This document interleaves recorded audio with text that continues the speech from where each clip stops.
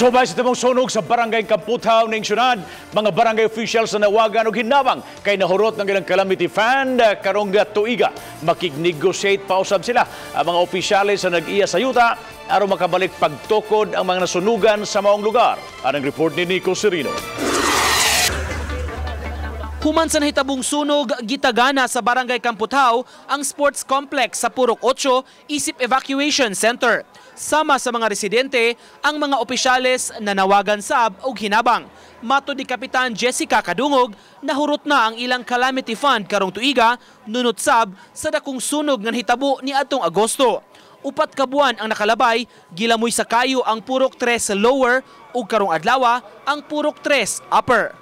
Zero gid among Calamity Fund. So mananawagan sad mi kung kinsa toy ganahan nga mo donate goods or tabang, used clothing, we will appreciate it.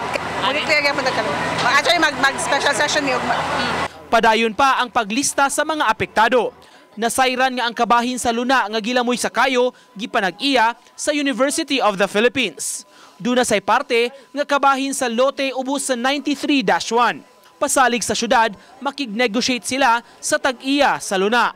Gumikan sa kahagipot sa dapit, gusto sa City Hall ipatuman ang reblocking aron dunay klaro nga dan. Build back better. Tarungon na to ang mga balay.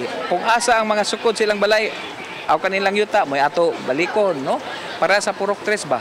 I-plaster na gyud nato aron ang security nila di na sila mahadlok sa masunog pag-usab. Nico Sereno, Balitang Bisdak.